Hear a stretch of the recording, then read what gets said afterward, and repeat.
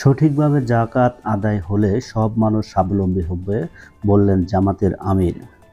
যাকাত মানুষকে স্বস্তি দিতে আসলেও মানুষ সেটাকে কঠিন করে ফেলেছে বলে মন্তব্য করেছেন বাংলাদেশ জামাতে ইসলামীর আমির ডক্টর শফিকুর রহমান। তিনি বলেন, দেশের এক গবেষণা অনুযায়ী সঠিকভাবে যাকাত আদায় এবং বিতরণ করা গেলে 6 থেকে 7 বছরের মধ্যে বাংলাদেশের সব ধরনের মানুষ স্বাবলম্বী হতে পারবে।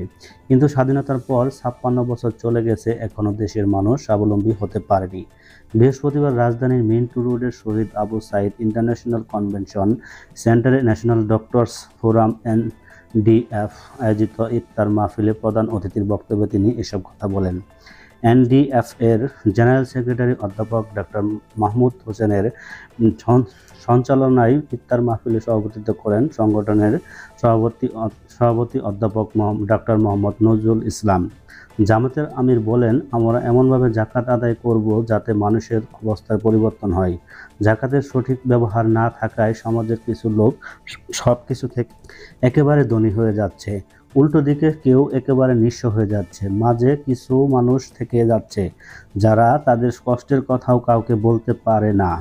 এজন্য সবাইকে নিয়ম মেনে যাকাত আদায় করতে হবে। চিকিৎসকেরা আল্লাহর পক্ষ থেকে সৌভাগ্যবান জাতি উল্লেখ করে জামাত আমির বলেন, আগে ঘরে ঘরে গিয়ে সেবা দিত চিকিৎসকরা, এখন সে সুযোগ নেই। এখন হচ্ছে প্রাতিষ্ঠানিক সেবা। ডাক্তারের কাছে রোগীরা সেবার জন্য ছুটে আসেন। আপনি সে সেবা কিভাবে দিচ্ছেন তার হিসেব মেলাতে হবে। রোগীকে পর্যাপ্ত সময় দেওয়া, কাউন্সেলিং করা এবং ঠিকমতো ওষুধ দেওয়া হচ্ছে কিনা তা ভাবতে হবে।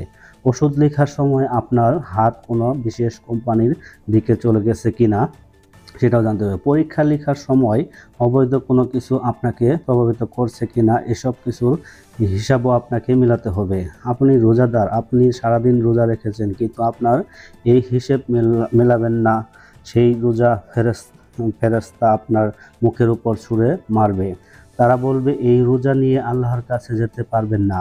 আপনার হিসাব না মিললে আপনার রোজা বৃথা। তিনি আরও বলেন, কোরআনকে বন্ধু হিসেবে নিলে প্রতিদিনই কোরআনের সঙ্গে থাকতে হবে। প্রতিদিন আমি হয়তো তেলাওয়াত করতে পারবো না, কিন্তু তার শিক্ষা প্রতিনিয়ত কাজে লাগতে পারে। আল্লাহর সাথে আমাদের সম্পর্কটা আরও গভীর হওয়া উচিত। কোরআন ছাড়া যেন আমাদের একটা দিনও না চলে, সে অনুযায়ী দুনিয়ার সব কাজ হওয়া উচিত বলেও জানান জামাতে আমির।